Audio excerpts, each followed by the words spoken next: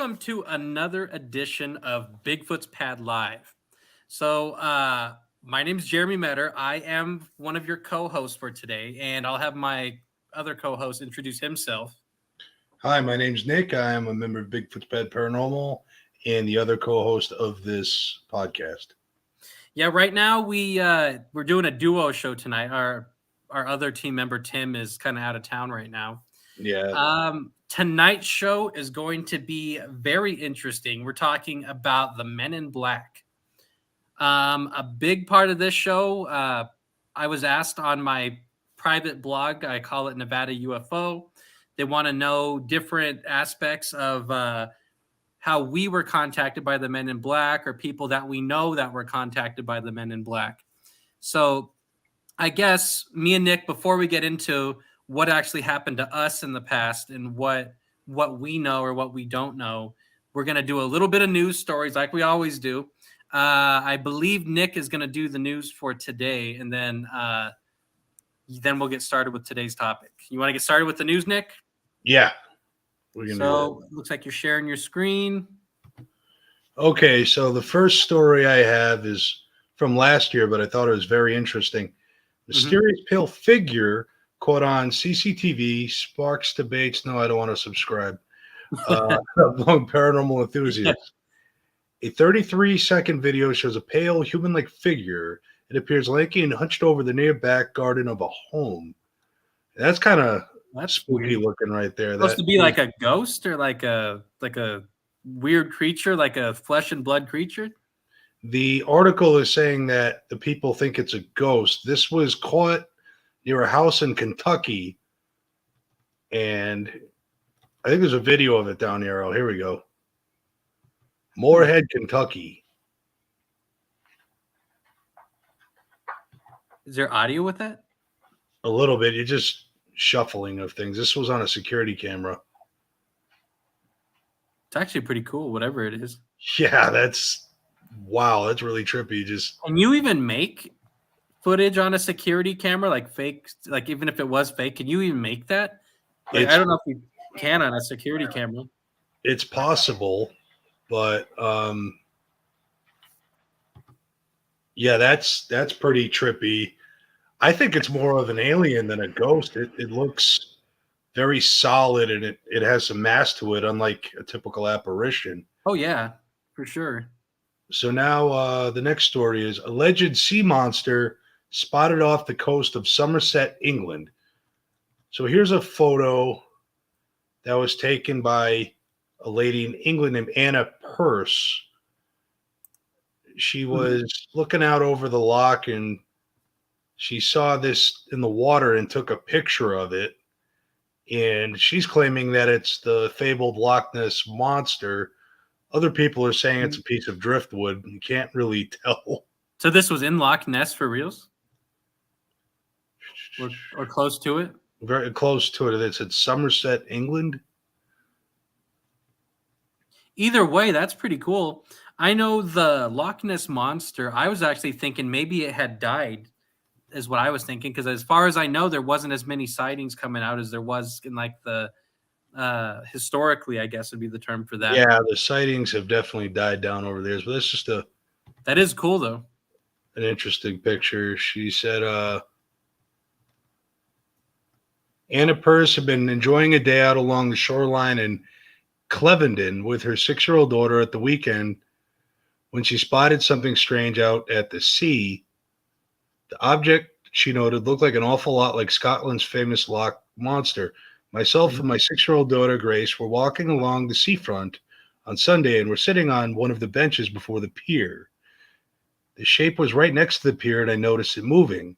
It moved all the way along the sea in front of us while we sat there. So yeah, there's a picture one more time of what she claims. Oh dang, yeah, is a sea monster, which is quite interesting. I guess it's the first official on-record sighting of a sea or lake monster this year. Oh, dang, that is cool, though. Now, here's another thing I found interesting. It says futuristic biocomputers using human brain cells could soon be a reality. Futuristic biocomputers using the power of human brain cells could soon become a reality, revolutionizing digital technology, a new study explains. Researchers from Johns Hopkins University say that half human, half machine devices have the potential to push past current technological limits by using brain organoids taken from tiny human skin samples. The team of scientists has been experimenting with brain tissue the size of a pen dot, containing neurons and other functions with the ability to learn and memorize. Professor Thomas Hartung, who leads the work, says this biological hardware could soon assist with valuable research on how the brain works and provide a way of alleviating energy consumption demands in supercomputers. The study also hopes organoid intelligence could additionally revolutionize drug testing research for neurodevelopmental disorders and neurodegeneration. Though computers can do calculations with numbers and data far quicker than humans, the brain is much better at making complex logical decisions, such as identifying one animal from another. And I guess this is one of the doctors who's working on these biochips. That's crazy. So they're trying to basically put computers in people in a sense.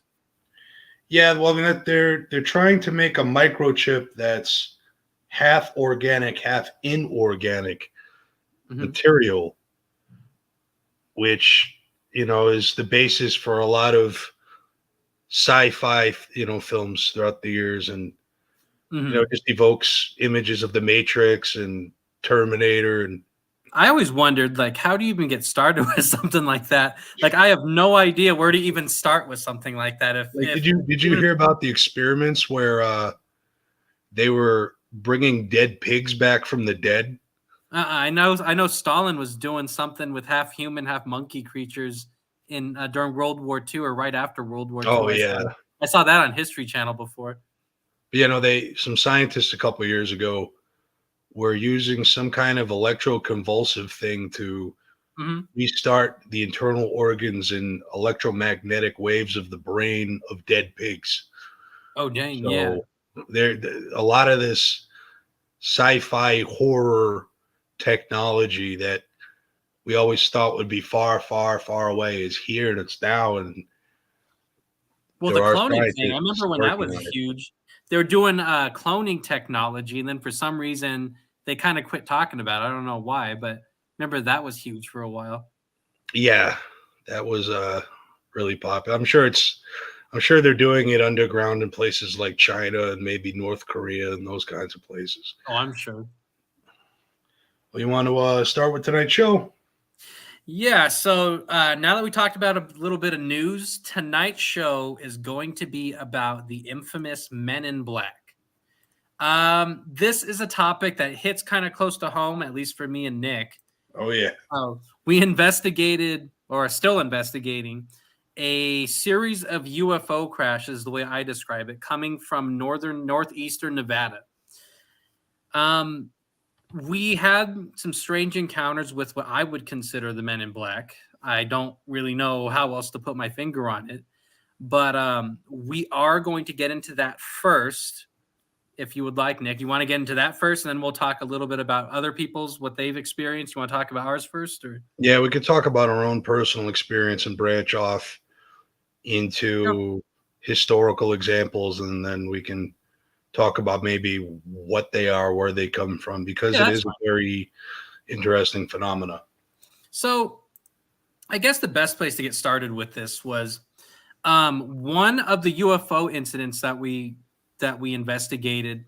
It involves a unknown flying object coming down into a copper mine in Ruth, Nevada, I should say, not Ely, Nevada, Ruth, Nevada, in 1953, in early January.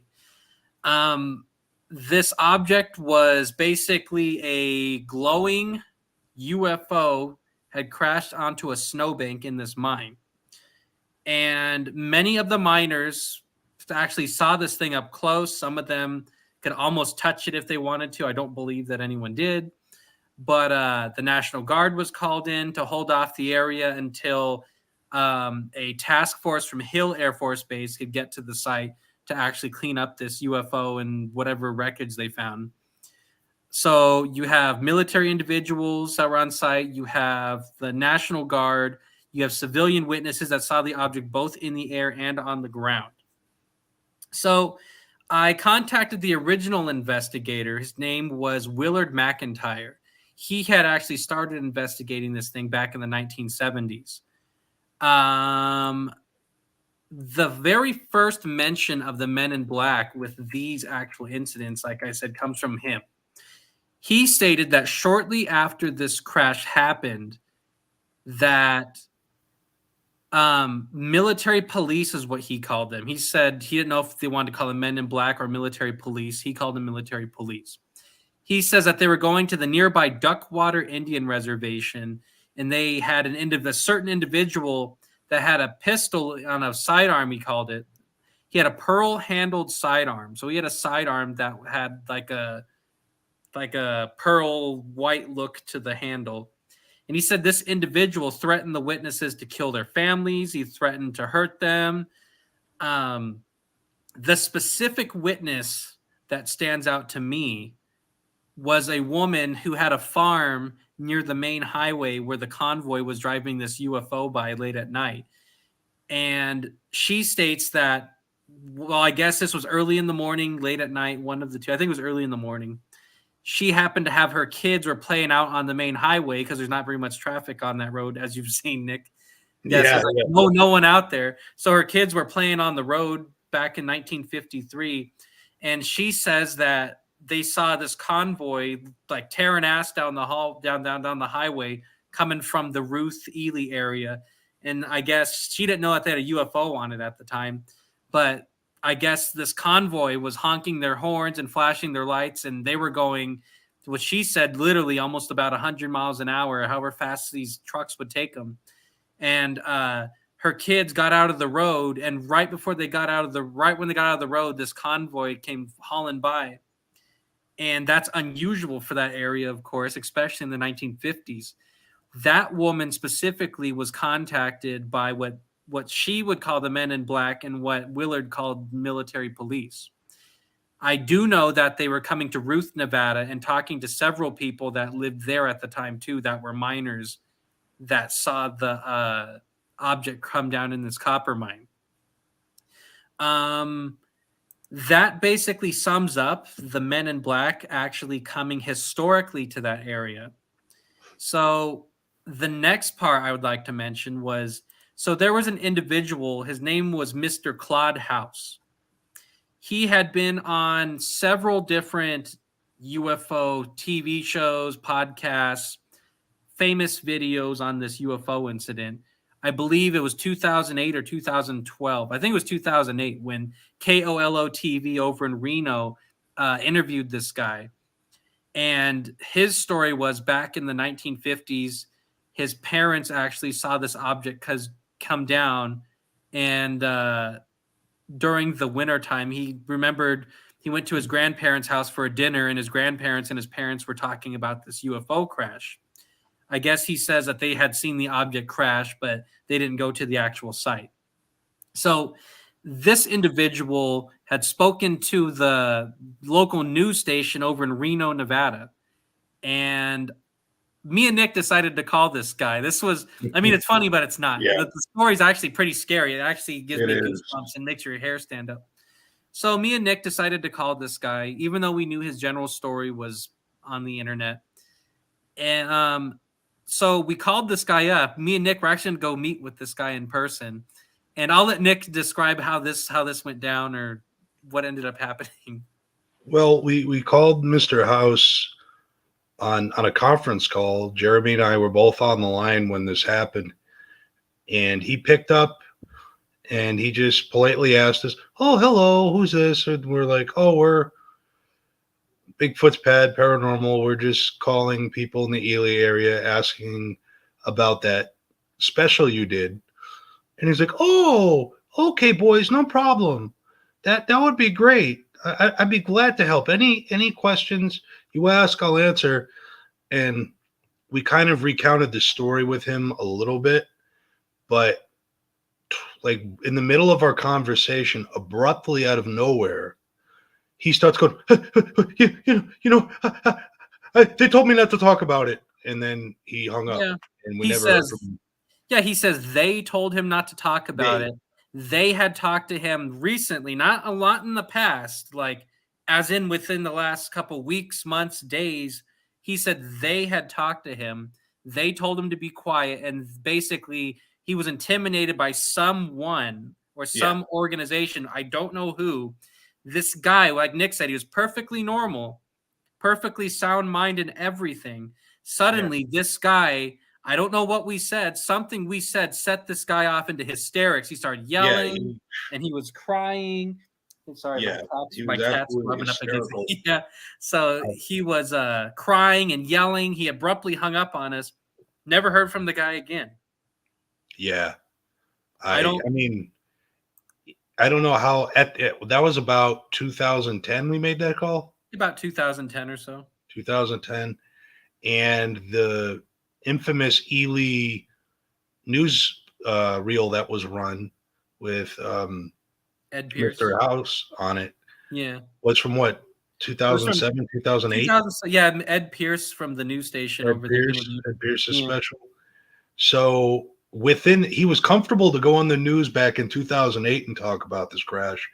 But in 2010, when we called him, he absolutely had a mental breakdown. Yeah, he like lost his mind. So when he says they, sorry, my cat's trying to bite my cord and stuff, trying to shoot my cat away. But no, like, do you think?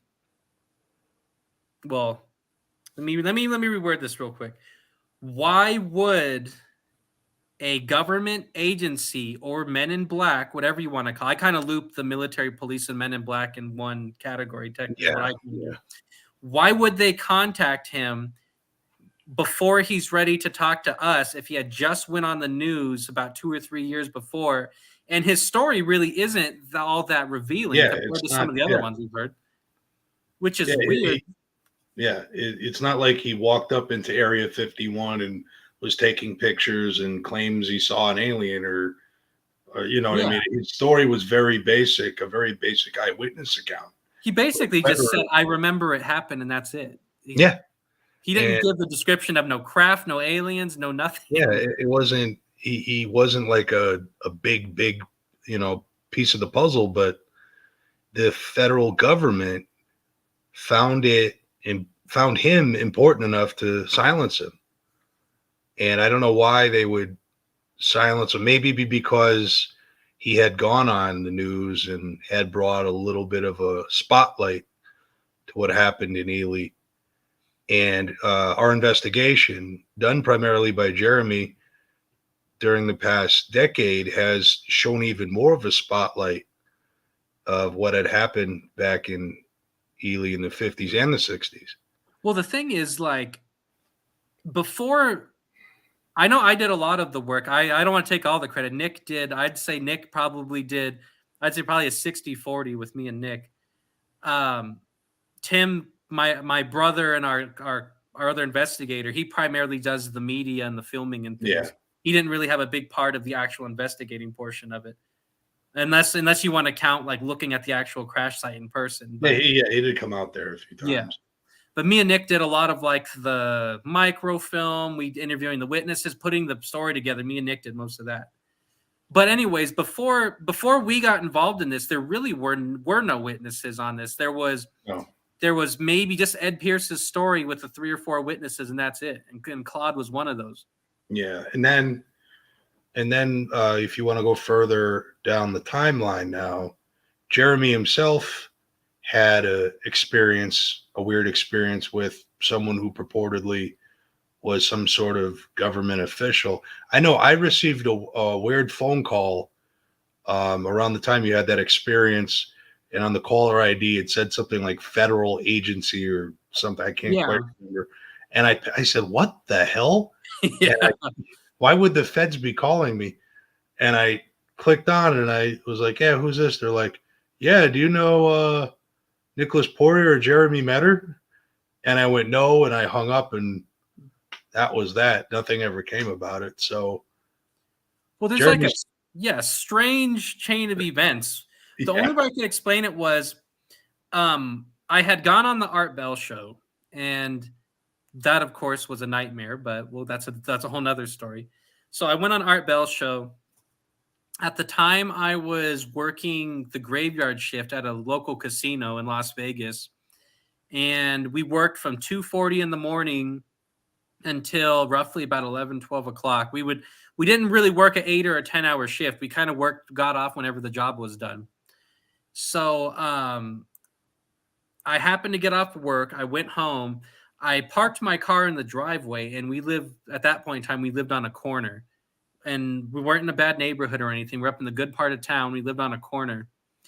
And I parked my car in the driveway on the corner, and I kind of had my feet hanging out of the car trying to get out, and the door was halfway open. And suddenly I saw what I could only describe as a white vehicle. It came tearing around the corner, and when it stopped, it screeched its tires like this guy was in a hurry, whoever it was. And I remember at the time, I was like, what is this? Yeah, that's definitely strange. Yeah, and it screeched. It kind of, my car was like this, and he kind of blocked me in like this, to where even if I wanted to, I couldn't get out or see. So I remembered, say this is the front of my car up here. I kind of got out of the driver's seat, and I walked the long way around the car. And when I was going the long way around, the driver's door opens up on this car, and a man in a military outfit gets out. And then I remembered, I was like, whoa, I already knew what he wanted, because I mean, it's funny, but it's not. This is the same thing you hear on every single UFO show that you watch, that this is what's going to happen. And when I'm walking around the backside of his car, I see the license plate is white with silver letters. It says U.S. government, official use only on the license plate. And I remembered in my mind, I thought, oh, shit, they're going to arrest me. So I was thinking they're going to arrest me. Yeah, here you get tied in zip ties. Yeah. Thrown in the brig. Yeah. So the guy starts asking me all about this interview I had done with Art the night before. And he starts asking me all about where I went to college at. He starts asking me about what I know about the UFOs that had come down in Ely. He starts even asking me about an alleged rock that we have that came from the crash site that was molten. And he was very interested in what we knew about the witnesses and what we knew about this strange rock. I don't talk about the rock very much because we can't 100% prove that it came from the crash site. But we did get it tested, and from the best of the geologists' ability, they were saying that without putting it in a machine, it was something that they couldn't really explain. Yeah. But so it's weird, but it's not so weird that it'll make the newspaper of the century. So yeah. So this guy got out. He starts asking me all about this UFO activity. Finally, what I thought was very strange was the way he ended the conversation. He says, "Tell your friend Nick I said hi." And Nick, of course, is the one that, like I said, does the UFO investigating with me. And he got in his car and kind of drove away. Meanwhile, I went in the house for a little bit, and I kind of sat there and thought to myself. I remember I called Nick and I told my brother right away. I told him right away. And so we were tripping. Yeah. So I'd say about 30 minutes later, I get in the car and I go to the grocery store, which is roughly about a half a mile away. And on my way to the grocery store, you have to pass this. You go through a number of stop signs, and there's a U-Haul rental business on a corner. When I passed this U-Haul rental business, there was a white van that pulled out of this driveway, and it followed me all the way to the grocery store. I got scared, of course, so I literally parked in one of the very first spaces I could find right in front of the door at the grocery store, and this car kept going. Well, we started seeing the vans for a number of days outside of our house. Yeah. And one day, where I think it was 2014, we actually I actually took a picture of one of the vans. Yeah. The van pulled outside our house. I stood out on the porch. I grabbed my camera phone, and I started filming them actually and taking a picture. It looked like a panel van. The guy did a burnout, like hauling, trying to get out of there. He did not want me to take his picture. I honestly, to tell you the truth, I thought someone was going to get out of the van and arrest me or smash my camera or something. Yeah. So I am going to share that picture with everyone. Yeah, this is a creepy picture. I have it saved to my desktop. This was from 2014. Let me zoom in for everybody. Yeah, so it's getting kind of pixelated because I didn't save the full size picture, but you get the point. This is roughly where I usually park my car, and the van was parked here by the fire hydrant. And when I kind of opened the garage and started taking pictures, he did a U-turn this way, went really fast, and like I said, I took the picture. If you notice, the van has blacked out windows. Yeah. There's no logos on the van. I didn't see if the license plate said U.S. government like the other one said, but you could clearly see it has blacked out windows. For some reason, like I said, I don't know why, they did not want me to take their picture. Yeah, that's probably trying to just do some reconnaissance on you. And I'm sure it's like the movies where they have a stethoscope device where they can listen to what you're saying inside your house. And I'm sure they were just a little curious. Well, and trying to intimidate you. Yeah. Something else kind of strange that happened around the time, Nick, this actually happened for a number of years, probably about 5 years. I would occasionally get phone calls from military bases around the country. Oh, yeah. And I don't know how they got my phone number. Well, one of them I do know. I actually contacted them. I think it was Hill Air Force Base in Ogden, Utah. I actually contacted them demanding UFO evidence and UFO documents. So that might or might not have been a wise decision on my part. But I started getting calls from military bases in Tennessee and Nellis Air Force Base. Yeah. I know Douglas Air Force Base for sure called me more than once, but they were calling at bizarre hours. They get calls at like 10 at night, 6 in the morning. I remember we were watching the Super Bowl and Nick was living with us at the time, and they called on the Super Bowl to want to talk about UFOs. I don't even know. I don't even really know where to start with all that. But I would say they called roughly about 6 or 8 times. One of the times specifically stuck out to me. Nick was living with me at the time, me and my brother, and we got a call from, I believe it was Hill Air Force Base in Ogden, Utah. And this man, he claimed he was a historian over at Ogden Hill Air Force Base. Like I said, at the time, I was young and dumb, so I didn't think about writing this guy's name down or anything. But he called, and he started asking about what me and Nick were doing for our majors in college at the time. Where did we work? How long had we known each other? This kind of stuff, where we went to school. So I didn't think nothing of it. We kind of hung up the phone, or I hung up the phone with them, and me and Nick kind of carried on with our day. Me and Nick were supposed to go to Ely and interview this specific woman. Her husband was one of the men that was employed at the copper mine that night, and he had actually seen the object on the ground. He was the first miner that I found that was in the copper mine that night that saw the object come down. She was a secondhand witness. She was supposed to tell us what she knew or what she didn't know, what her husband told her before he passed away. Yeah. And me and Nick were supposed to go there on a Saturday or a Sunday because we worked Monday through Friday.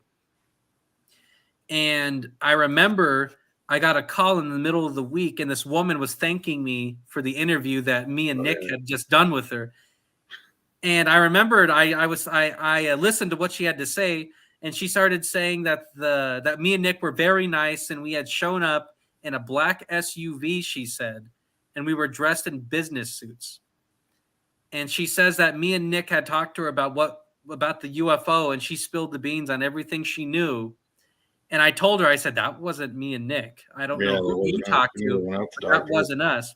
And I said, if you don't mind me asking, what did they talk about? She said they talked to her about being in college, and they described the same stuff. Me and Nick, like I said, our college, what we were doing. Yeah. She described where we were working at the time. She described all of that. So I don't know who those people were, but it scared that woman so badly she canceled the interview, never heard from her again. To this day, I still don't know what her husband knew or didn't know. Yeah.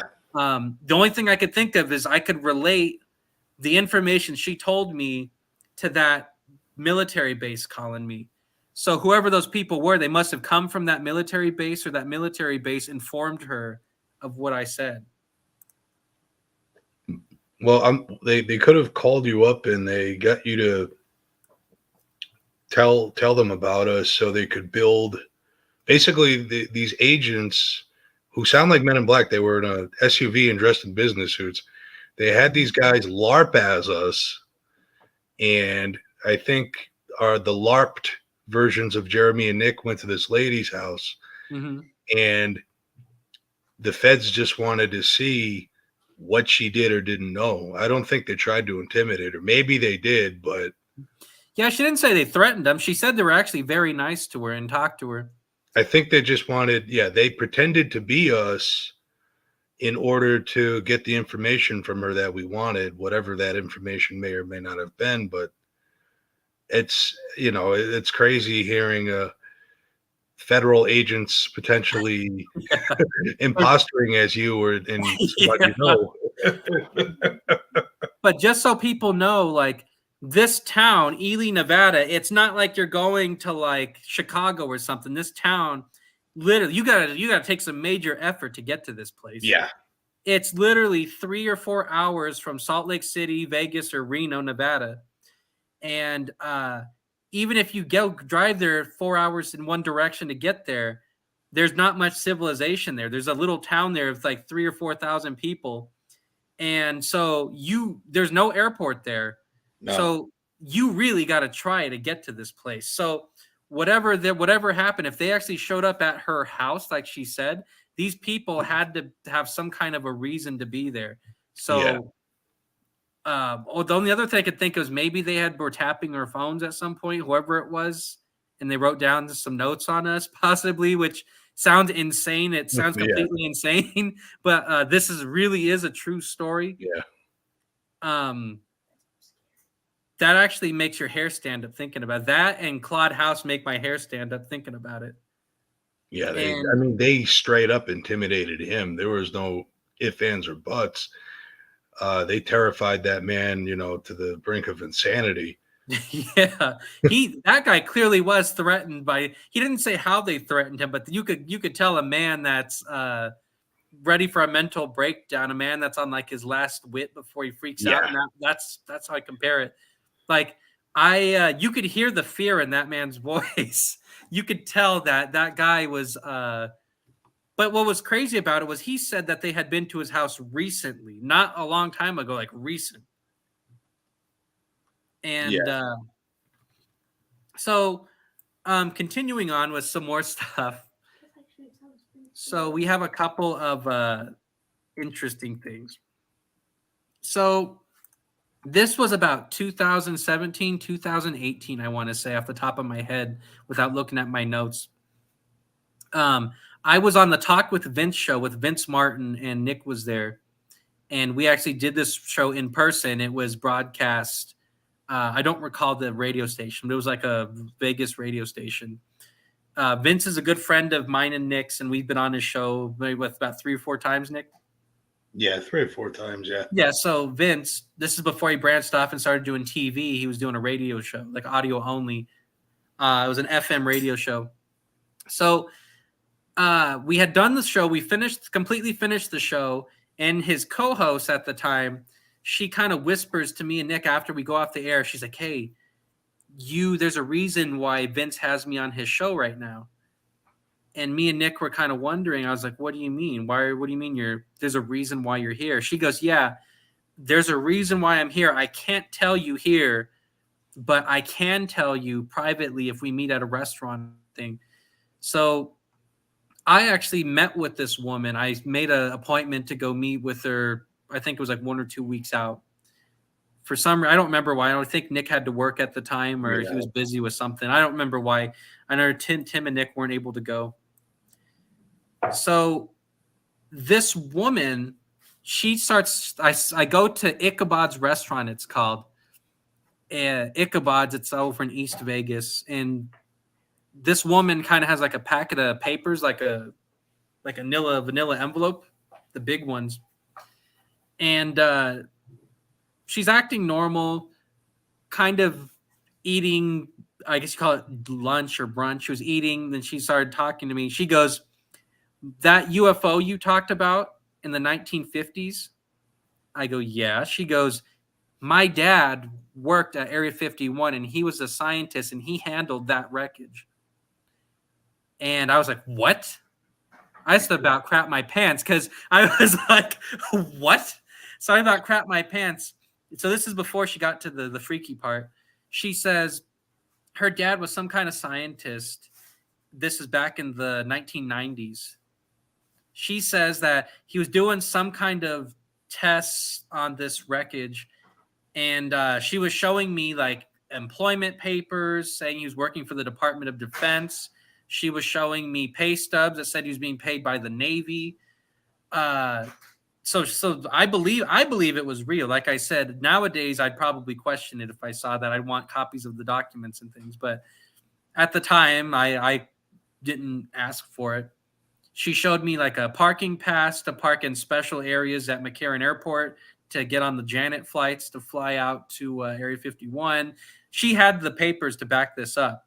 I can't vouch if they were legit or not. I can't vouch for that kind of thing because, like I said, I never got copies of the documents. I didn't think about it at the time.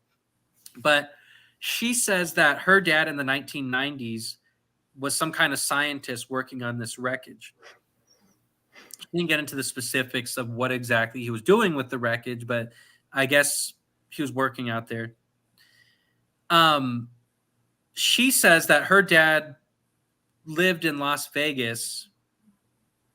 Or no. Sorry, he was living in Las Vegas, but when he retired, he moved to New Orleans over in Louisiana. And she says that he was of sound mind. He wasn't going to have dementia, nothing like that. He calls her one day, frantic, scared, saying that he's in some hospital in New Orleans, and there was men that were saying they were going to kill him because he was talking to people about this wreckage. And she didn't say who he was talking to or if he, why, how long he had been doing it. But I guess she was saying he was telling her that some of these guys were going to kill him. They had him in a hospital, and he was telling her to get there immediately. So she says she didn't know what was going on, but she actually finished her shift. She was a crime scene investigator. She did autopsies. She says that she finished out her work shift, which was roughly about 5 or 6 hours later. And she says she booked the first flight that she could to New Orleans to go to this hospital. So she flew all the way down there. She gets to the hospital, and they tell her that her dad's dead. And it turns out that he had a metallic metal poisoning of some kind, she was saying. So the dad was telling her on the phone that these guys were going to kill him. And of course, not even 10, 12 hours later, he's found dead in this hospital. And that made my hair stand up because it's one thing to read about that kind of thing like on the internet or watching on a documentary. It's a whole nother thing to actually talk to a grieving family member whose dad was murdered by these individuals. It's pretty scary. Yeah, it's just really wild. I remember you telling me that story, and again, it just does make the hair on the back of your neck stand up. That it's surreal to see people who have been intimidated and perhaps killed due to their knowledge or involvement with the Ely case, not to mention Roswell and all these other top secret cases that have been looked at through the years.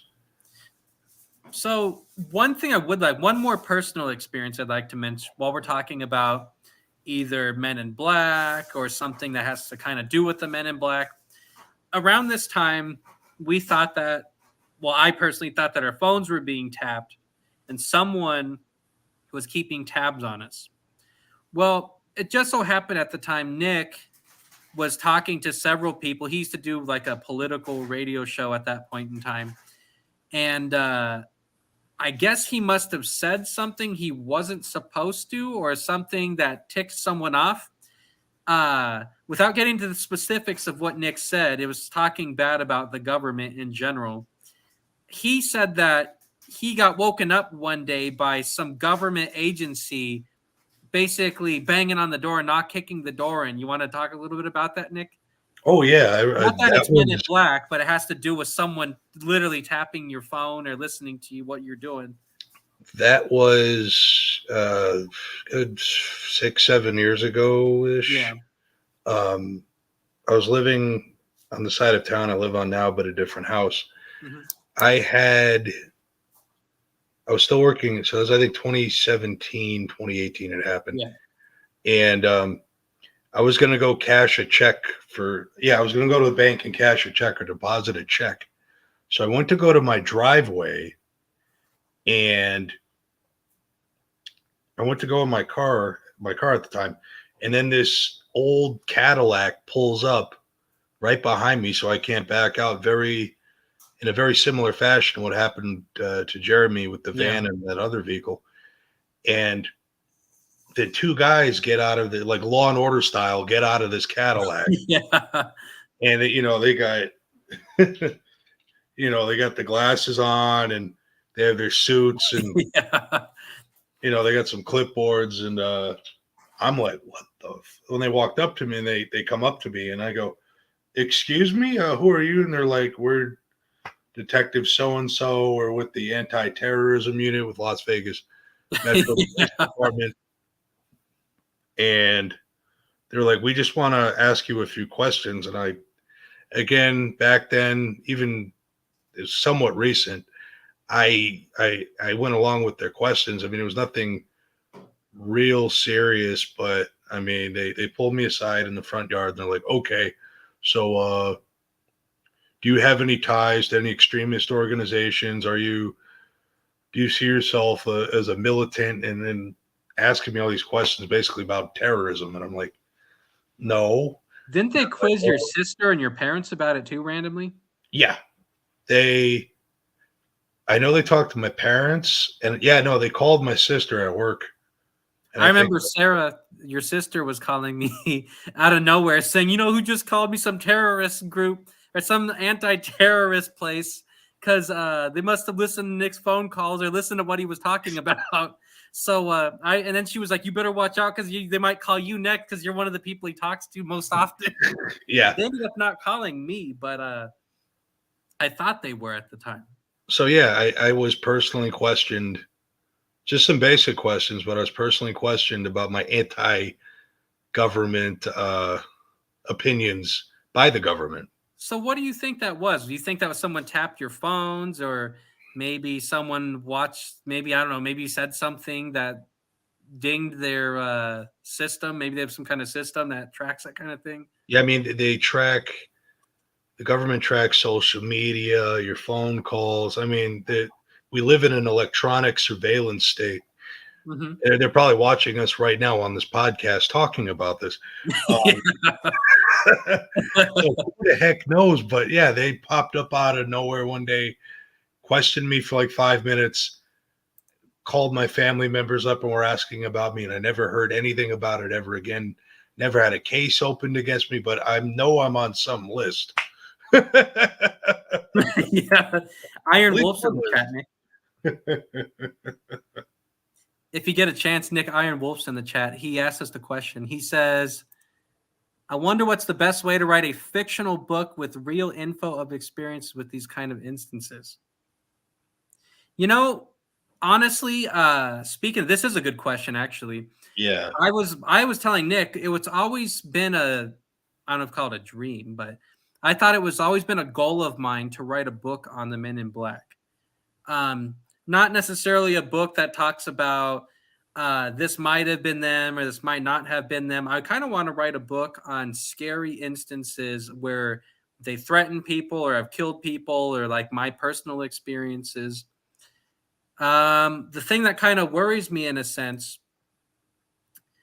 was me and Nick were actually going to get started on a new UFO crash case from 1996, but we'll Yeah. unveil that at another time.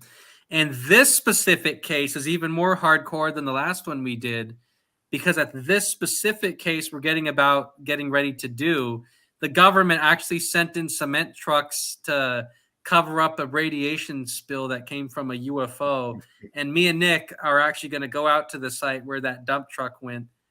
And we're being told that the government supposedly still watches that area. Yeah. And me and Nick have a hunch of where the area is. But we'll save that for another time. Yeah. That would make for a good, interesting video. So, Iron Wolf also says Richard Marcinko wrote a whole slew of fictional books loosely based on his experiments as a SEAL. Yeah. Yeah. You could definitely guise truth under the fabric of fiction, meaning you could tell a story that you went through, but you just change your name, change other people's names, change the details slightly, but don't Yeah. alter the story that much, and just call it a fictional account. You could even say, "Oh, based on true events," but it's still not true. Yeah. And you could get away with, talking about dangerous subjects, at least in the eyes of the government. Mhm. So, I'm surprised. Yeah, we're about 46 minutes into the show. Now, is there anything you wanted to say about our experience that we've had so far, Nick? Before I know we'll cross reference and go back to them throughout the show. But is there anything else you wanted to say about what we just talked before we go into maybe like some famous sightings or things that other people have dealt with? I mean, I never really thought about how much we were and probably are being watched really until now. Yeah. You know, our first encounter was with the call with Claude, and then the last encounter we've had relating to our investigations was me with the anti-terrorism detectives. So Well, what's weird about the anti-terrorism thing, though, is you talked about that kind of stuff for like a long time before yeah, anyone even did anything. But suddenly, once the military bases start calling, and once the yeah, man gets out of the car, then suddenly, quickly, within a short time frame, they're suddenly at your house. yeah, I it was. almost wonder if that was a real organization, or I wonder if that man that had talked to me had something to do with it, or if he was one of the two guys that you saw. It is totally possible. It's a very long, weird chain of events that have the common denominator of us being involved in the Ely investigation. So, like I said, they're probably watching us right now, talking about them, having a chuckle at You it. do know, I do think though that that shows that we're onto something. Yeah, We obviously got some kind of information that sparked their interest or something they don't necessarily want us to know. yeah, Yes, specifically, we undug a series of UFO events, 2 UFO crashes, a UFO landing, and a top secret um, a spy plane tracking radar station. We uncovered all of this. But as far as I know, before we got involved in this was nowhere on the internet at all. no, No books written on it, no TV shows, no nothing. Then suddenly, uh, we come out guns blazing doing interviews on this stuff, and I think they don't like that. yeah. They were like, "What the hell? What do they know?" And it's just scary, and like I said, I think they're still watching. And I mean, we So we we kind of laid low for a while on Ely, but who knows what'll happen when we start going out there. And we're thinking of going back out there sometime in the next couple months.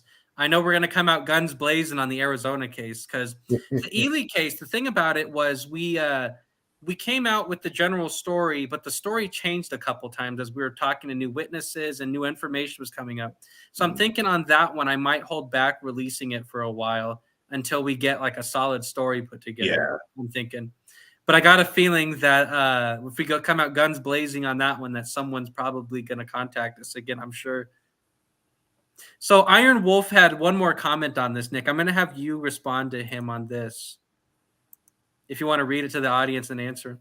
Everything seems to go back to Eisenhower and the decision to stifle information as a general rule. I can't remember the Army general who said it was a mistake to conceal the info. And then he has another part to it he just sent. Information has to be sanctioned, as it has been with Hollywood movies, as to what's allowed to be released and what isn't. Yeah, that is very true. In the Eisenhower administration, when we were coming out of World War II and starting the Cold War, the flow of information about UFOs and many, many other things were tightly reined in and controlled. Like, that was a wild time in American history. Did you, you get like MK Ultra and Project Blue Book coming out of that time period.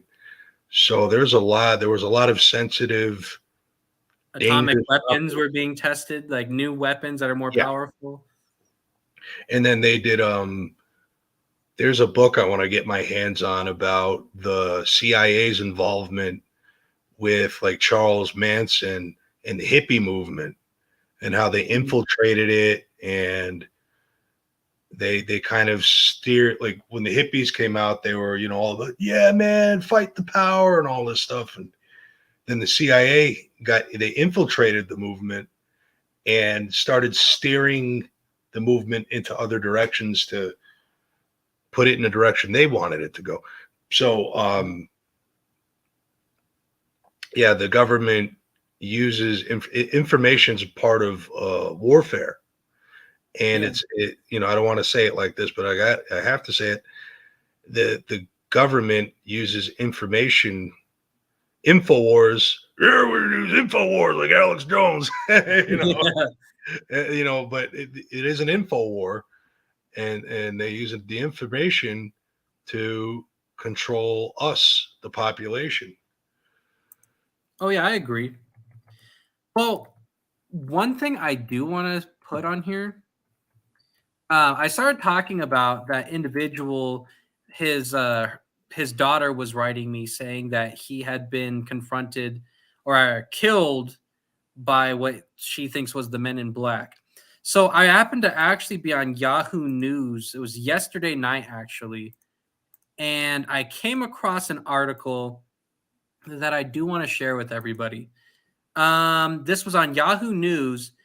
It says, former chief for a defense contractor that ran Area 51 claimed knowledge of recovered flying saucer in live being as Congress looks to uncover details of alleged illegal UFO programs. And of course, there's a picture of one of the gates to Area 51. So I'm not going to read the whole article. I am going to read just the top part that's relevant to our show. This is from February 28th. It says, Alfred O'Donnell, a senior manager of EG&G, the defense contractor that managed Area 51, claimed that they have a flying saucer that's been recovered from New Mexico and a live being, according to investigative journalist George Knapp, who interviewed him on numerous occasions. According to George Knapp, O'Donnell said this. He says, this according to the being, the alien being. He says, we didn't know what it was. To tell you the truth, we couldn't communicate with it. In the beginning, we didn't know what it was. We didn't know where it was from, and we didn't know what to do with it. So he says Knapp's form going on with the article. George Knapp says he shared a story about a former female employee of defense contractor Holmes and Narver. I'm not sure what they do exactly. There's some kind of contractor. He says there was a female employee that had knowledge of crash saucers, recovered materials, and what sounded like a Roswell-type incident. And before Knapp was scheduled to speak with her, the woman was intimidated by unknown agents, and that caused her to cancel the meeting. Even after 2 decades, she continued to refuse a meeting. And then there's George Knapp looking like he's 100 years old for some reason. So I'm not a George Knapp fanboy. I'm really not.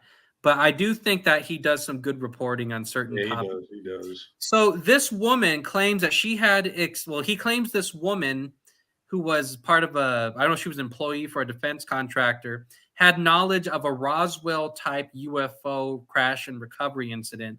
And so supposedly that before he was allowed to get to this woman, unknown agents, as he called them, had contacted her. What do you think of that, Nick? Sound like something Yeah. similar to what we talked about with Yeah, our case? that's what, some agents had contacted that lady whose husband was a witness, and Mhm. it's exactly what happened. It's a play right from their playbook. Oh yeah. There's really no big Yeah. complicated explanation to it. So I guess one way to get into this, continuing on, who do the men in black work for? I guess was the first thing that's a common question. George Knapp and Stanton Friedman said that the pay stubs they've seen from people who claim they work there, they all are either Department of Defense or Navy. For some reason, they work for some branch of the Navy. The papers that I saw at Ichabod's that day when I talked to the woman whose dad was murdered, those said Navy on it too, or Yeah. Department of Defense. Sorry, yeah. So, is this some kind of? Are they really working for the Department of Defense? Is this some kind of different agency altogether? I don't know. What do you think, Nick? Do you think who would hire these people? Is it Department of Defense, a military branch? Is this a different agency altogether that we may not know nothing about?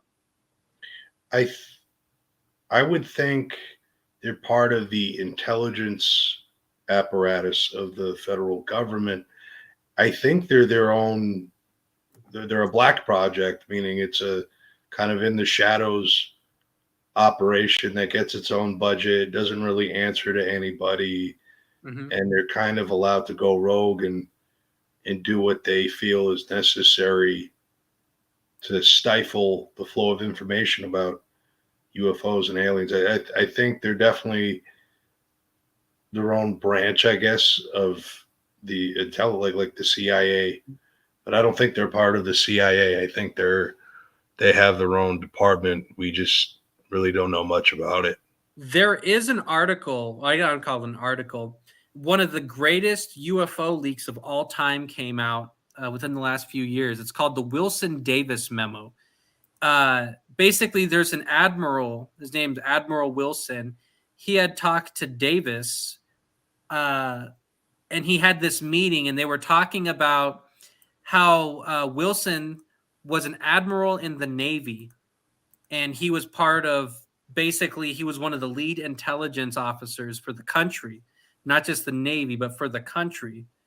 And basically, what happened was he was trying to look into these top secret programs, and I guess Wilson he had ended up he had some of the people that worked under him find out some of these defense contractors and who they were and what they were doing, and he ended up contacting these defense contractors, and he says that they wouldn't tell him who they were working for, who was paying them, and it was none of his business.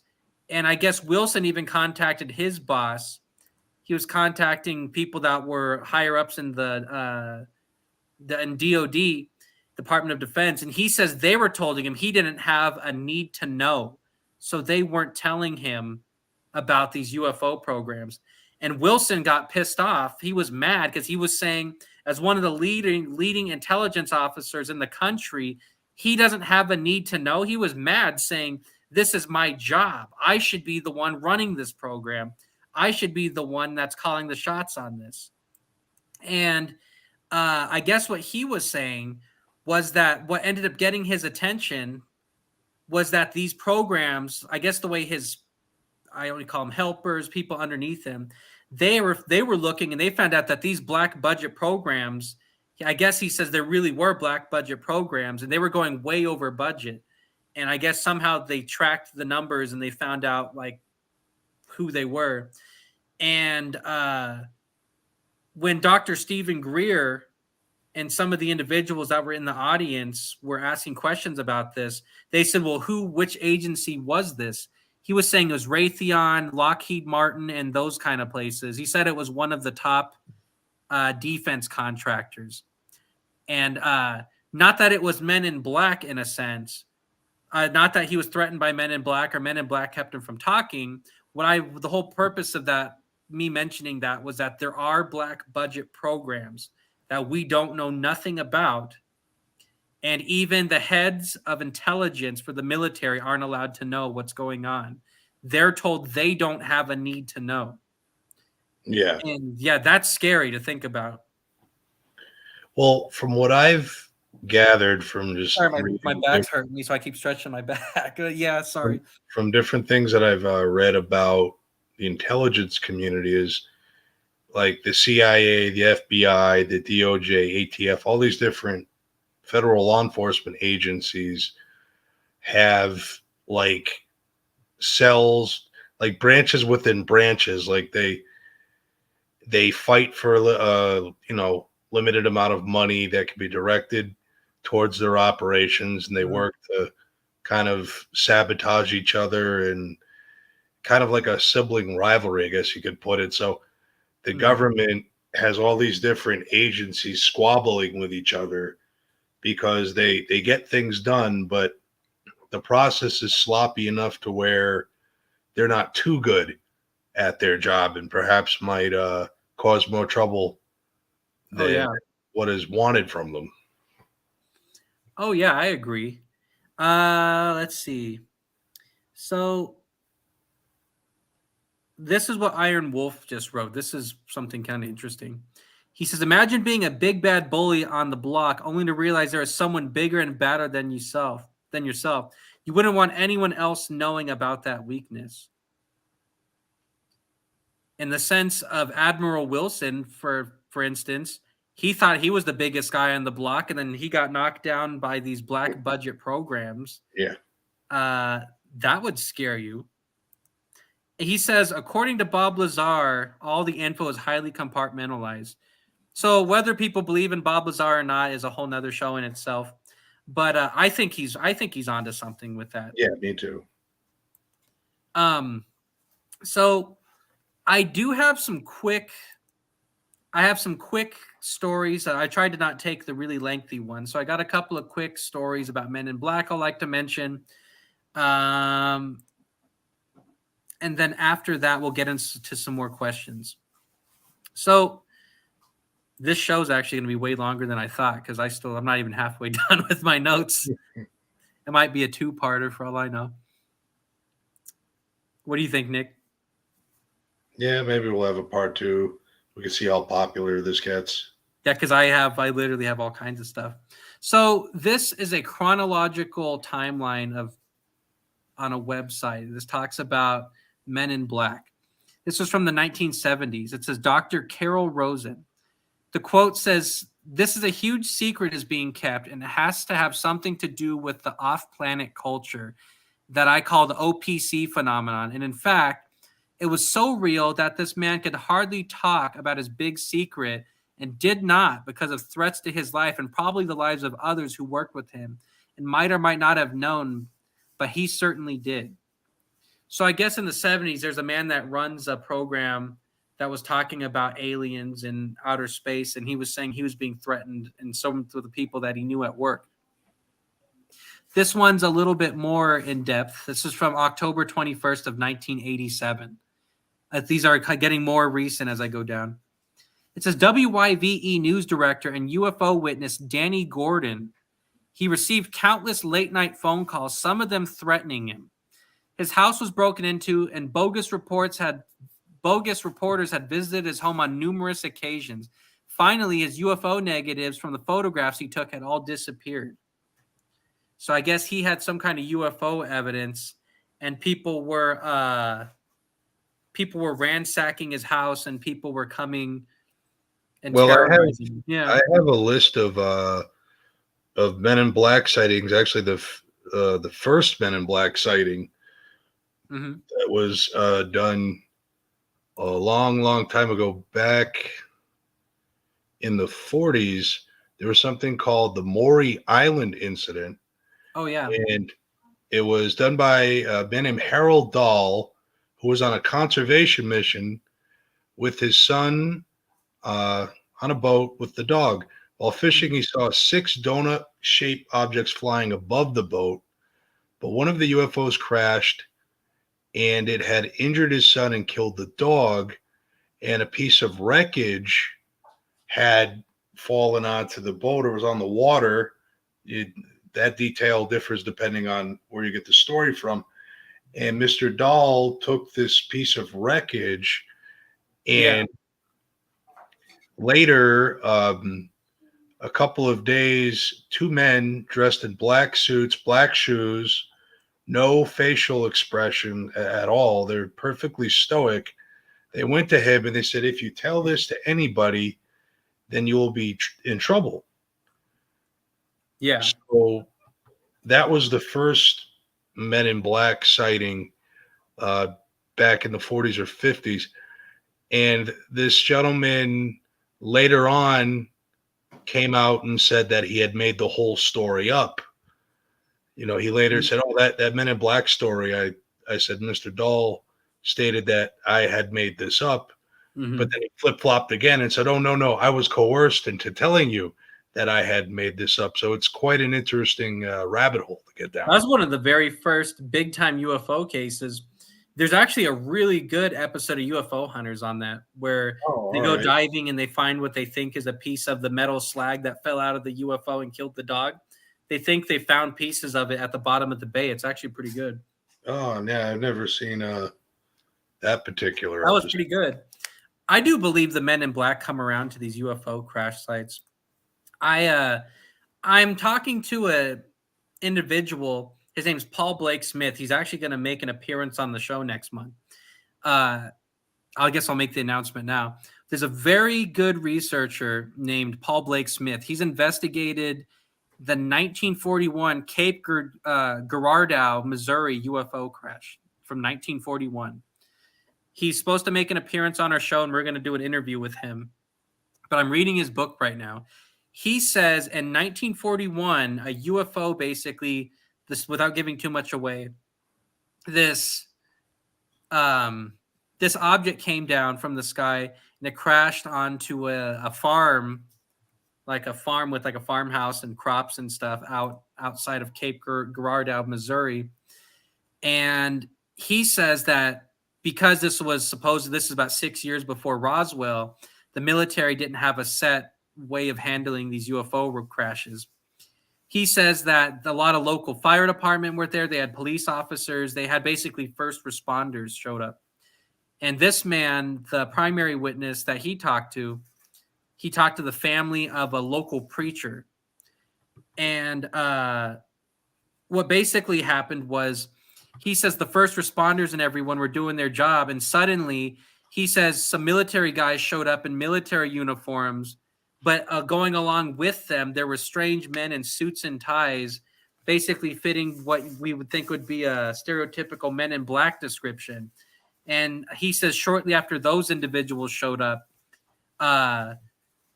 suddenly everyone had to start leaving the area, and the military showed up shortly later, almost like these people started taking control of the area, or these people were monitoring what the civilians were doing. I don't know if you've heard about that or not, Nick. Yeah, a little bit. If you haven't heard about it, we'll definitely hear about it next month when he goes on the show. I'm looking forward to it. Oh, yeah. So one more I have from a UFO crash on the actual site. So there was an alleged UFO crash near Needles, California in 2008. This article it's not really an article, it's like a paragraph. There's a guy named Houseboat Bob, or River Bob. I guess he lives on a houseboat, and he saw this object come down and crash. David Hayes, the owner of KTOX Radio in Needles, saw a formation of dark-colored vehicles leave the main road, obviously to clean up the site. He was able to see that the lead vehicle had government plates. He described this vehicle as a large truck with a dome on top of it. Oddly, it had a structure on it that resembled a stealth fighter jet, he says, which would be the object. He had It can be surmised that the truck contained the control center for the retrieval of any crash debris or artifacts. Several vans followed the lead vehicle, and a convoy drove to the destination. Hayes got close enough to see some of the occupants in the convoy. He described the men inside as not wearing military uniforms.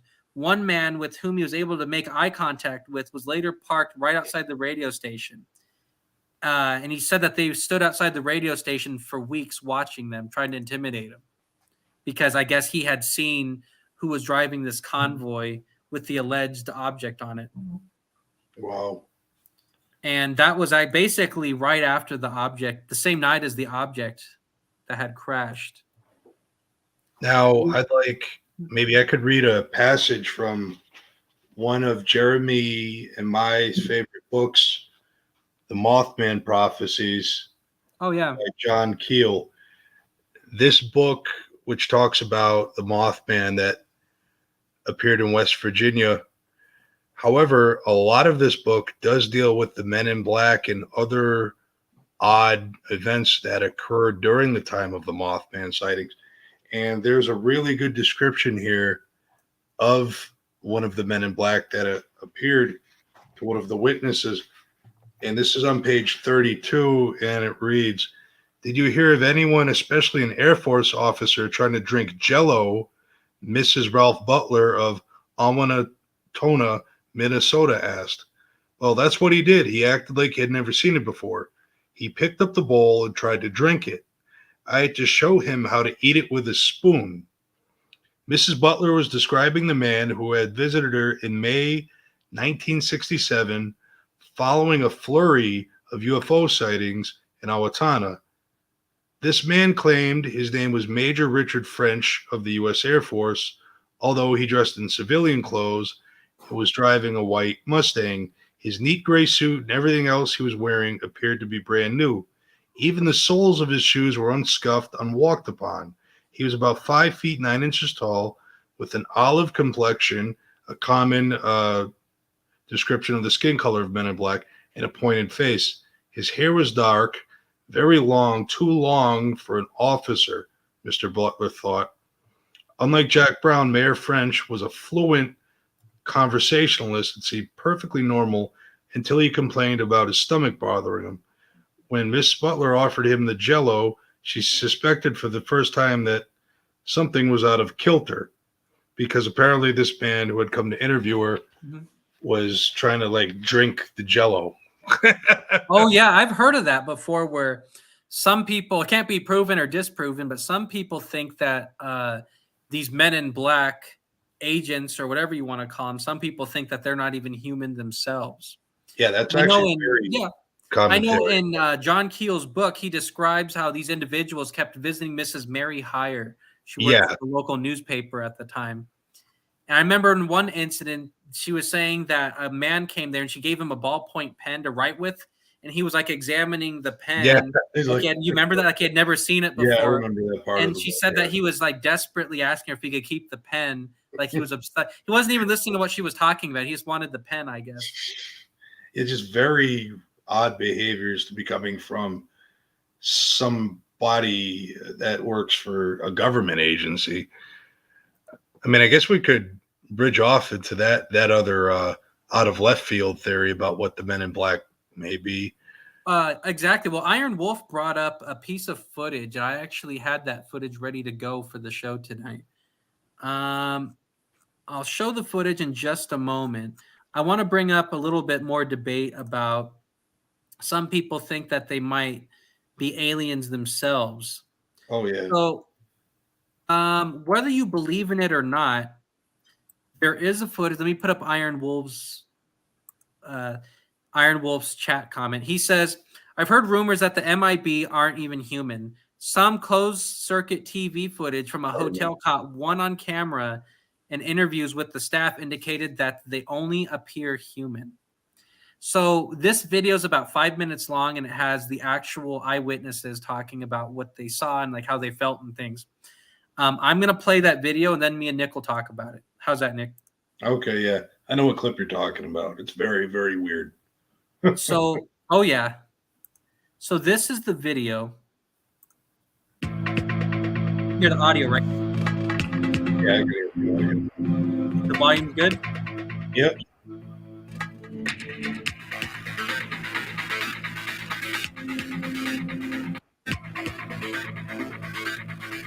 My birthday randomly.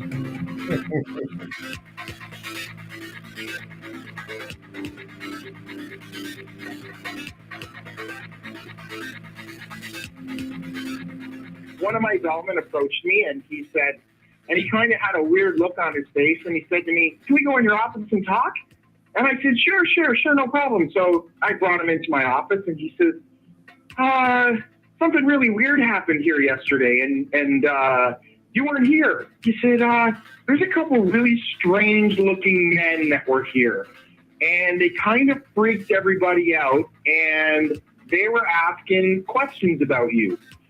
And of course, now I'm getting a little bit nervous, and I'm like, "What are you talking about?" And he said, "Well, he goes, I don't know how to describe them except for extremely odd looking. They were really, really tall, like 6'5" at least." He said, and they were identical height. They were the exact same height. They were wearing the exact same clothes, and they had the exact same faces, like they were twins. And he said they were wearing black suits, black trench coats. They were wearing like the old-fashioned Federo hats. They had extremely, extremely pale skin. And he said they came in and they looked around a little bit and they asked for you. And I said, "I'm sorry, he's actually not working today." And it seemed like they didn't believe me. So they started to walk around the hotel, and shortly after they went to the tour desk, and he goes, "I got busy. I started to have to bring cars around and get luggage. And by the time I came back, they were gone." But he goes, "They freaked me out, and I really wanted to tell you that there were these weird guys in here looking for you." So, of course, now I'm a little bit skeptical and I'm a little bit freaked out all at the same time. So the first thing I do is I run into my security office, because I know how to work the security system, and I rewound the cameras, and sure enough, here comes two gentlemen through the front door looking exactly how he described. And you could actually see my bellman, the one who's telling me the story, in the area where he's getting keys for a valet, and he literally does a double take right on the film, as if he looked and looked again as if, "Oh my gosh, these are extremely odd looking people." Then the next day, I came into work again, and I was talking with my tour desk, and one of them asked to talk to me. She came in my office, the same as my bellman, and she said, "I need to tell you about something that happened. I heard that you heard that there were some men looking for you." And I said, "Yes." And she said, "Well, you don't know what happened when they came to my desk." She said, "They asked a few questions about you, and they said strange things that I didn't understand. And they were talking about governments and conspiracies, and none of it made any sense to me. But," she goes, "they were very, very scary." And I said, "Well, why were they scary?" And she said, "They had no facial hair, none." She said they had no eyebrows, no eyelashes, nothing. Their hair looked like they had a wig on, like it was attached to their hat, like it wasn't even real. And she said, and the scariest thing, she said, their eyes were so big and so blue that they almost hypnotized me a little bit. And she goes, "And you're going to think I'm crazy when I tell you this, but I swear they knew what I was thinking." She goes, "So I started to think about things other than you, and I don't even know if it worked." And she started to cry, and she said one more thing before she left. She said, "These men, they didn't blink. Not once did I see them blink."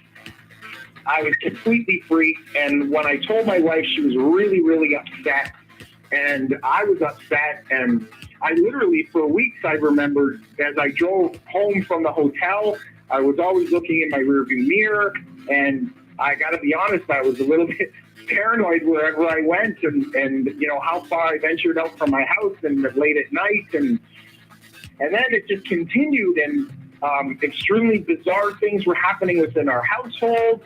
and almost ghostly like my wife would call me panicking, telling me the toys were all going off in the playroom and our kids were sound asleep, and she could hear footsteps when there was nobody in the house. And she was really, really torn up about the whole thing. And shortly after that, we ended up moving up to Ottawa.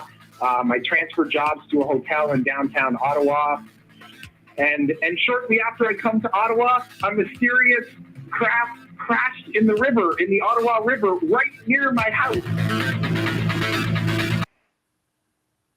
So that's the video you were thinking of, Nick? Yeah, that's actually one of the most, probably the most famous piece of footage relating to the Men in Black. Oh yeah, I was gonna say, what do you think of that, Nick? It seems legit. That's the way those guys are dressed are very similar to the way the detectives that came and questioned me were dressed, but the guys that came and questioned me were clearly human. One was a Hispanic guy, the other one was a white guy. They didn't have the fedoras on, and it was a little off-putting with them being there, but it was nothing like I thought I was in the presence of something that wasn't human. And the people, or the beings rather, on this footage do move in a non-human way, at least according to my perception. From what I was reading, I guess the aerial phenomenon investigations, the group that started doing this story, they passed the story on to another group, or another group kind of looked at more into this. I guess they said Coast to Coast AM talked to this guy, or talked to these hotel workers. And it says they did a follow-up. And let me see where I found it. I guess they said this all started because one of the individuals that worked at the hotel saw a UFO up in the sky. I guess they had seen like a UFO that was pretty close or pretty extravagant. And they say they think they don't know for sure, but they think that's why they were coming around. So what do you think of that, Nick? Do you think that those guys look exactly the same? And you think that could be Men in Black? Or I would, if I had to make a bet, I would say that is the Men in Black. They match the classic descriptions of the old style hats, the suits. That is a good point, Aaron Wolf. There probably are other cameras. However, we don't know if the figures were captured on those cameras. And I'd also be willing to bet that after this story got traction, the feds came in and probably erased the tapes or disposed of them. Wouldn't surprise me at all. So they're saying, so roughly what John Keel talks about in the Mothman prophecies is something kind of similar to what that guy is saying. Yeah, John Keel's description of the or rather the Men in Black are very similar to those figures you see. They're usually very tall. They have an olive complexion, dark hair, large eyes, and often no body hair whatsoever. I think there is a report in the Mothman prophecies of a Men in Black wearing a wig. Yeah. One was, I think, said not to even have lips. They had like lips put on with makeup. So the video there is just, great photographic video evidence of what have historically been associated with the Men in Black in terms of the physical description. Oh, yeah, I agree. I saw an article. It says if they think that these individuals are not human, or if they are indeed alien or something along those lines, they're saying, I don't know if you've heard of this before, but some people say that, I don't know if you would say they have superpowers, but the only way I could talk about it is they say sometimes they suddenly disappear. Like they will come into the hotel, for instance, like we just saw. they'll go outside and someone will be there 10 seconds later. They'll look around and there's no cars. No, they won't be on foot. They don't know where they went. Almost as if they disappeared or they had like a waiting car they jumped in and rode off real quick. Have you heard of that before? I know Mothman Prophecies talks about that, where they think they almost as if they just disappeared in thin air. Yeah, they have almost like some kind of teleportation powers, and they do seem more often than not to be inhuman rather than human. Mm-hmm. I might even venture and say that's the likely case of true, authentic Men in Black and encounters. I think with our case, with what we have dealt with, I think those were just, kind of like low-level investigative guys, just, carrying on their marching orders, while the guys in the video we just watched and then the stories in the Mothman Prophecies speak of beings that are much more than a human being. They they can teleport. They're weird. It's like they're trying to figure out how to be human. Like, do you remember that picture a while back of Mark Zuckerberg in the library, in his personal library with the barbecue sauce? Oh yeah. I remember that. That was funny. It's like that, that's these Men in Black are like the Mark Zuckerberg picture. What do humans do? Oh yeah, put barbecue sauce on them. That's not, but I don't know. But then again, that reminds me of something we might do, you and me. So, a couple of my notes I have written down on here. We'll go back to this in just a moment. So, do you think if they aren't disappearing, or if they just say they're not necessarily aliens, but they're actual people, how would they disappear so quickly? Well, waiting vehicles somewhere? Yeah, most likely these agents are trained to escape situations in the blink of an eye. They know how to conceal themselves and get away without being seen. They're experts at this. So that's probably the most logical or simplest explanation. So, okay, so I'm getting asked by my stepdaughter, actually. She says, this is actually a good question. How do the Men in Black pick who they're going to go after and who they're not going to go after? And I have some good examples. Supposedly, the Men in Black have never gone after people like Stanton Friedman, for instance, or they've never gone after Richard Dolan or these big popular UFO researchers. Why would they choose to go after someone like you or me and not go after someone like Richard Dolan or Stanton Friedman, someone of that caliber that knows way more than we do about all kinds of UFO-related activities? Well, my thought would be if they went after somebody like a Stanton Friedman, Stanton Friedman would talk, and he has a very, very large audience, and he would definitely tell everybody that followed him about the Men in Black trying to intimidate him, and being the credible person he was, that would draw the ire of a lot of people. Or if he didn't talk and they got rid of him, if they killed him, like the guy down in New Orleans, that would also draw a lot of attention. And these agencies, these intelligence agencies, these black budget programs don't want to draw a lot of attention unto themselves and their agendas. They went after us because we were just starting out on our investigation. We are onto something big, but the Men in Black or whoever the hell has been following us for the past 10 years and watching what we do with Ely wanted to try to nip it in the bud.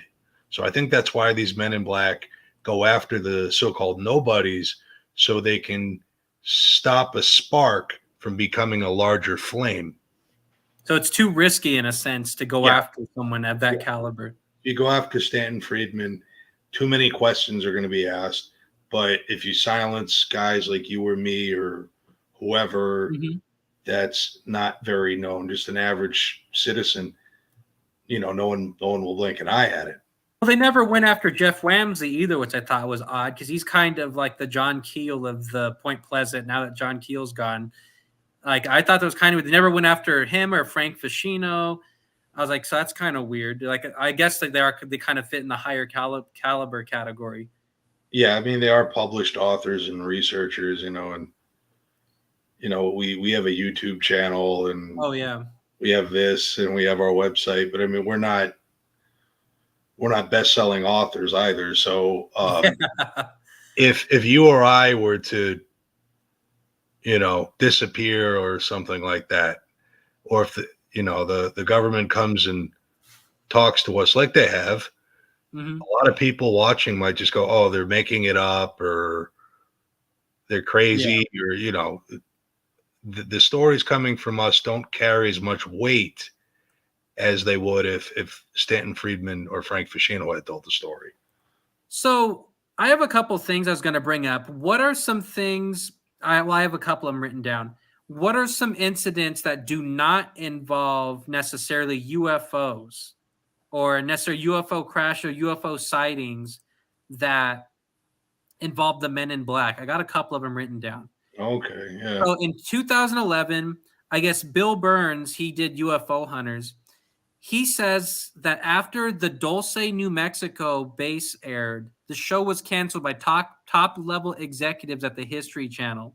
Someone within the government contacted History Channel and said that they had come across something that they weren't supposed to be taping. Or I don't know if you've heard of that, Nick. So Dulce, New Mexico, it's kind of like a secret base allegedly built into the side of a mountain on Archuleta Mesa over there. Yeah. And supposedly these Bill Burns and his film crew caught vehicles driving in and out of the mountain and things like that.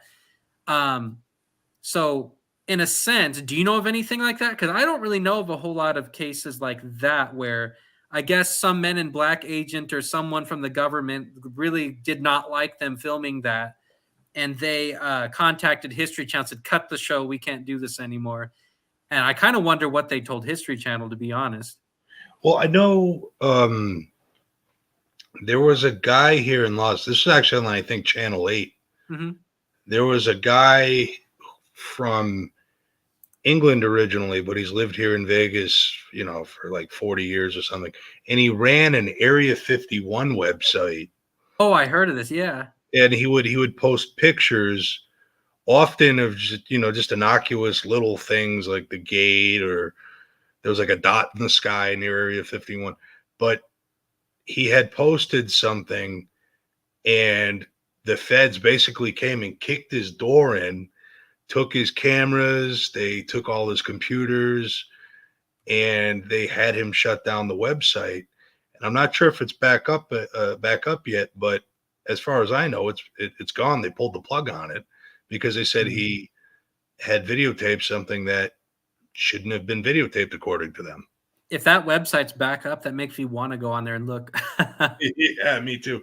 I forgot the guy's name. I just remember the general story. But yeah, he got on Channel 8 and he's like, yeah, they kicked in my bloody door, and oh yeah.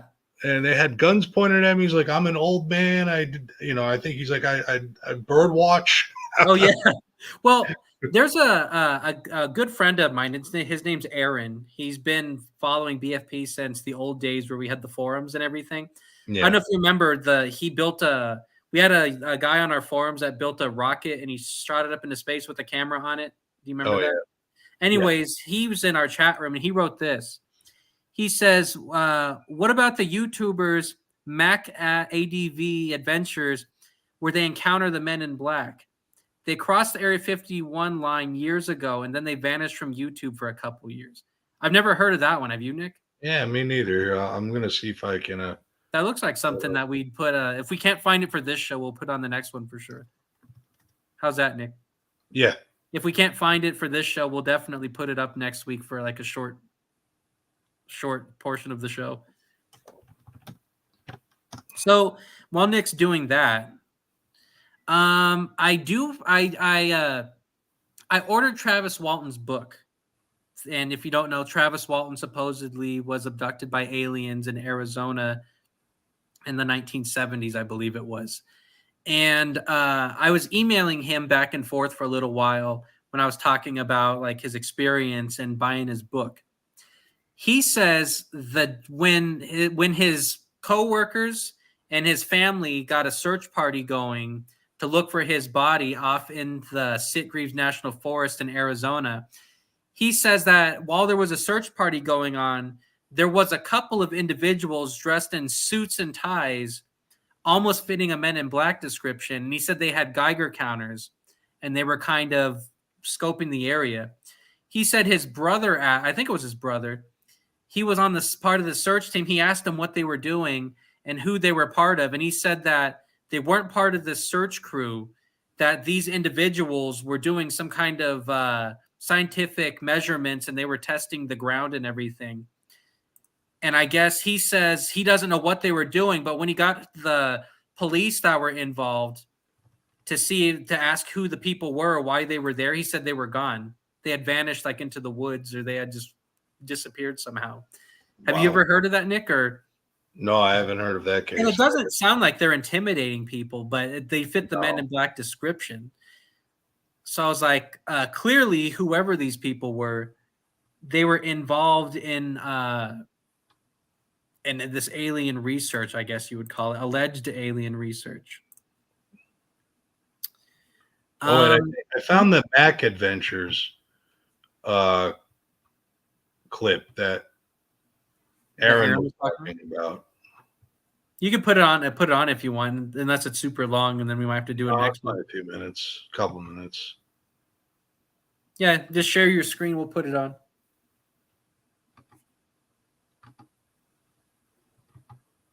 There it goes. Those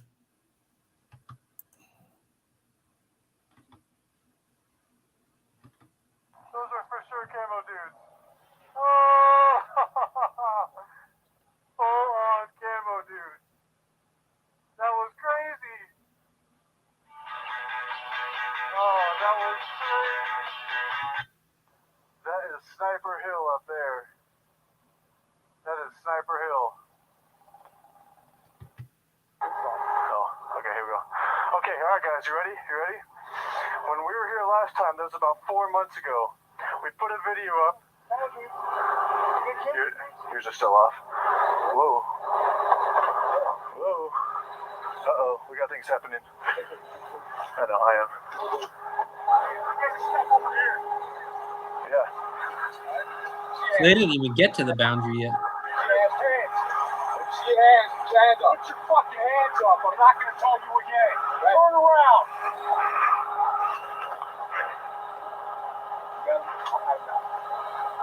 You got anything on you? Nope. No, sir. Huh? Any weather? Spread your feet. Spread your feet. What you doing all the way out here? We're just adventure travelers. We're just adventure travelers. Just adventure travelers? Yeah. Turn around. Turn around. We're down low alien that says, come up to it while we're out. Yeah. Everybody else, though. Yeah, that's what everybody does. You go past the one. We'll turn around and head back to for dinner. Dang, so they got manhandled. I was going to say, that's a pretty cool video. Well, I mean, it's not cool for them, but yeah, no, that would suck. I mean, if we were doing any kind of investigative work and two guys in camo rolled up on us with a couple Glocks, yeah. I'd be crapping my pants. That's for sure. So those guys, they didn't even make it to the barrier. They were just filming, and for some reason, they made those guys angry or intimidated. I don't call it. They didn't intimidate them, but they made these guys angry and sounded the alarm. Yeah, I haven't heard of that one until just now. I think I had seen that video a long time ago one night. I was watching some Area 51 stuff, but yeah, that's nuts. those dudes just rolling up on those guys. So one of my questions was, or actually no, but I'll save that thought. I have one more I'd like to mention. The New Atlantean Journal, it's an old magazine that used to come out in the 70s and 80s that talked about different paranormal and cryptozoology topics. I have an article in there. It says that I think it was from the 1980s. They said that there was individuals that were up in Vermont or New Hampshire. I forgot which one. It's like up that way. I guess they said that they filmed what they thought was a Sasquatch walking around a nuclear area up there. Like I don't know if they had weapons stored there or what the deal was, but I guess they had seen a Sasquatch come by on several occasions up there, and they filmed this creature on the closed caption video, that CCTV they had up there. And he says that they were going to go to the news station and show what I guess whatever was not top secret, like show some of the creature wandering off into the woods or whatever. And he was saying that supposedly they had what they thought was the Men in Black.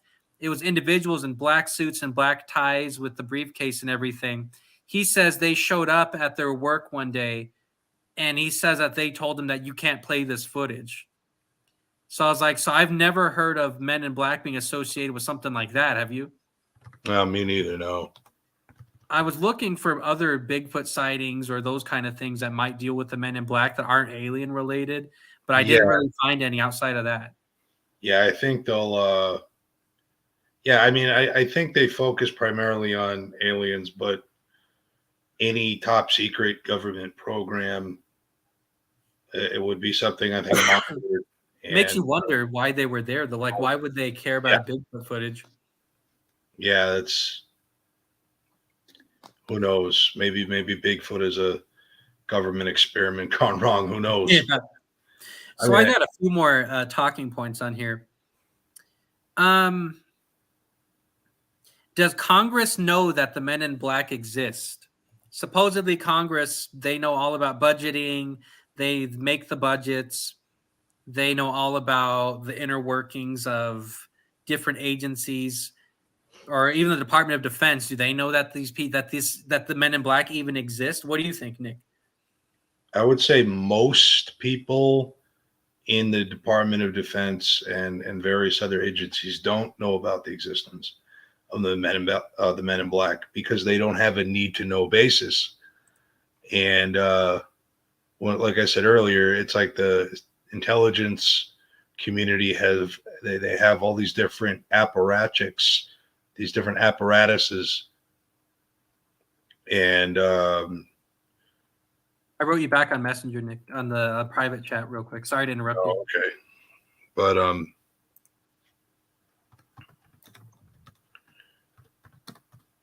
yeah, no, there's just a lot of hands in the cookie jar in the government. Yeah. So a lot of these agencies don't know about each other. They don't know about other agency operations because they're told to only focus on their own agency's operations and not any other. Oh, yeah, I agree. So you don't think that like Congress formally says like, we're going to make a budget to give Lockheed Martin millions of dollars to look at UFOs. You think that that's who? But my question is, you probably don't know the answer to this either. I don't think anyone does. Who actually gives them the money? Who's the one that okays Lockheed Martin, for instance, or Raytheon to get these huge budgets to look at UFOs? Well, actually, I mean, it's a complicated answer, but I can condense it into one thing. So when Congress comes together, they make these big, long 1,000, 2,000, 3,000 page long bills that have all these earmarks attached to them. You know, like they'll say, okay, give some money to starving children in Africa, give some money to our anti-terrorism program in Israel, and so on and so forth. So maybe in one of those earmarks, there are funds being given to these agencies, but I think to protect themselves from any scrutiny, an earmark in addition to these budgets would say something like, "Oh, we're going to give money to schools in Afghanistan," but then they would launder that money and really give it to Lockheed Martin or to the Men in Black, whatever agency they're part of. So I just think it's Mhm. Sorry to cut you off. I thought this right. kind of goes along the lines of what you were talking about. Too much compartmentalization. Bob Lazar mentioned that more progress could be made if this wasn't the case, but there's so much paranoia about power and control, which restricts things from moving. True. Yeah. Like I said, there's a lot of hands in the cookie jar, and the left hand doesn't know what the right is doing. So, the Wilson Davis memo, I do want to do a show just on that when we get a chance. He was saying that supposedly those black budget programs, the reason why his agency was able to track them was they were going millions and millions of dollars more than whatever the budget was for the Navy or whatever the portion of the Navy was. And he says that they were easily able to find it if they got, I don't know if called an accountant or whoever looks at the numbers. He says they were easily able to find some of these programs, even though they couldn't find out what the programs were doing, and they knew they had to deal with UFOs. They said they couldn't find out what exactly, how much money they had or who was paying them and that kind of stuff. Yeah, no, like I said, the government accountants cook the books and move the money around in such a way that money is diverted to these clandestine operations. But the paper trail is so long and complicated, we really wouldn't be able to know how it gets there. So how do the Men in Black agents pick, I call it a victim, or who's, I guess my question is, who is sending these, who's calling the shots, ordering these guys around?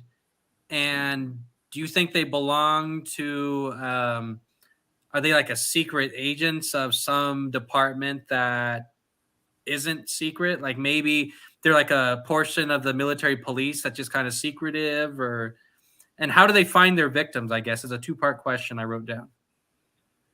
I think maybe they're not, if they're part of the government, I think they're their own thing. But let's take a left field approach here and say that the Men in Black aren't human. We'll say they're extraterrestrials, and or maybe transdimensional creatures. But maybe they come here to see. They're here to gather information, just like the government, but they're not taking that information and giving it to the United States government. They're taking it back to the mothership or wherever they came from. Yeah. But is it a possibility that they're just a subdivision of the military police or the Navy or something? Sure. And how would they pick? Well, like I said, I think they pick their victims, or they pick their targets. It might be a better word. They pick their targets to try to squelch things before a story becomes too big. Like, do you think someone somewhere is keeping track of, like, goes, oh, you better contact this guy in Nebraska, he saw this, or like, how do they know that? I guess, like, oh yeah, I'm sure they have some kind of database where all the UFO eyewitness reports are collected somewhere on some nano computer in the gut. you know, we're talking about the government that has technology that is way beyond what we can imagine. Supposedly, according to the Wilson Davis memo, they were saying that they have technology, like you were saying, that we can't even fathom. And they were saying that these reverse engineering programs, I know this is kind of doesn't really have to do with the Men in Black, but they were saying these reverse engineering programs actually are getting some level of success. They were saying it's slow success, but they said that supposedly you figure Roswell happened in 1947. Let's just say Roswell, because we know pretty much for a fact that they got Roswell wreckage. Roswell until now, that's roughly 80 years of trying to figure out how this stuff works. So he's saying that they are having breakthroughs, but it's very slow breakthroughs. Yeah. There's a lot of jokes that have been made about that. Actually, if you look at Roswell, when at the time Roswell occurred, you notice there was a massive expansion of technology Oh yeah. come out. We had the A bomb, and then we had advanced jet fighters come Well, out. they were saying supposedly, I guess, I think it was Clifford Stone, even though he has kind of a controversial past. Clifford Stone was saying that we got shortly after Roswell, we got what's it called? We got the circuit boards for computers, like computer chips got better. We got lasers. I'm trying to think what it's called. I could think of it. It's like a type of wire with lights on it. I'm trying to think what it's called. Fiber optic cable. Yes, fiber optics. They said that those came out shortly after Roswell, so they think maybe I don't know if it was reverse engineered or what the case was, but they're saying it was strange how we had breakthroughs in that technology within like several years, a few years of Roswell. And we haven't had any large scale improvements in technology since those crashes. And like I said, the running joke is we need another alien spacecraft to crash on Earth to the next level. Well, I honestly think, to tell you the truth, I think they're trying to get that memory metal where you fold it up and it unravels itself. That people talk about it. I bet you that is the golden goose of what they're trying to get all these years. They might even have it already, for all I know. But yeah, probably. Yeah, because people say like the Roswell craft, for instance, you can't burn the metal. You can't, if you bend it, it goes back. You can't cut it. This stuff's extremely strong, but as lightweight as like a paper bag. So whatever this thing is, I'm pretty sure if we could just say like, if you could build an airplane for your military that's made out of that material nowadays, and you went and dropped bombs on like your enemies or something, can you imagine like the kind of you'd have like an invincible and unstoppable air force at that point? Yeah, no, that would definitely give a huge, insurmountable tactical advantage to any military that would use that. Supposedly, they're saying that UFOs use anti-gravity to travel, or some of these, if you want to talk about the battle for Los Angeles, they think that had some kind of a shield around it that kept all the artillery from hitting it. Can you imagine, like, you made just say if one UFO was that advanced, you made 50 UFOs to go attack your enemy, and you had dropping bombs on them with shields and things around them. That you can't even really fathom that. Well, I know. I mean, if you recall, one time when you, Tim, and I were on our way to a ghost hunt, we saw those flying discs over Creech Air Force Base. Mm-hmm. Oh yeah, that's true. Those things were insane. I wish we had taken pictures. Me but too. They were flying in like a triangle formation, and each of them was a disc, and there was like a cycling strobe of lights. It was like red, yellow, green, blue. Oh yeah, I remember that. And they were flying through the air like nothing that I had ever seen.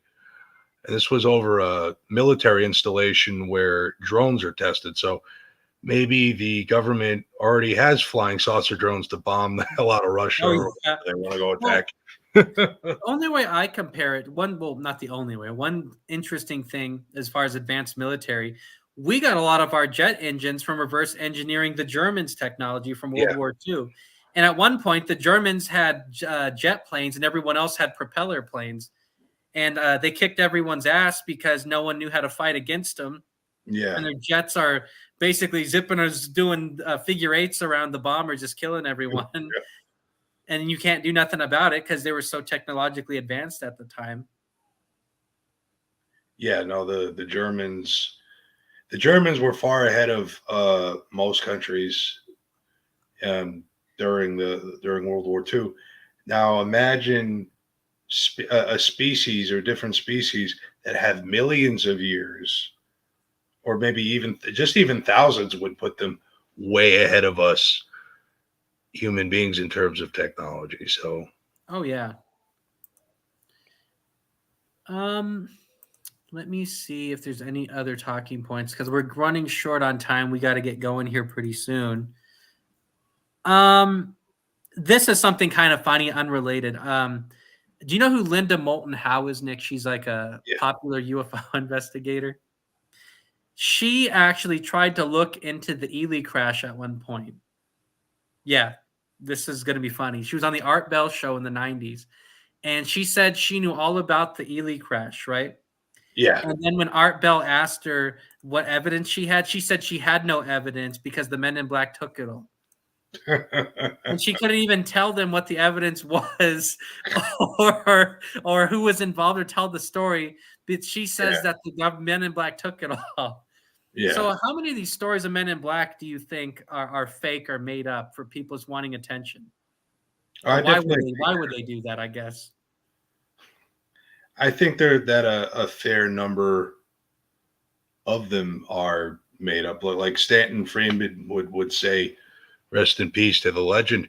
He would say, I'm not just interested in seeing a picture of a dot in the sky. He was like, most UFO stories are complete and utter nonsense, but a very small portion of them do have something behind them. And I would say that applies to MIB stories and stories of the paranormal overall.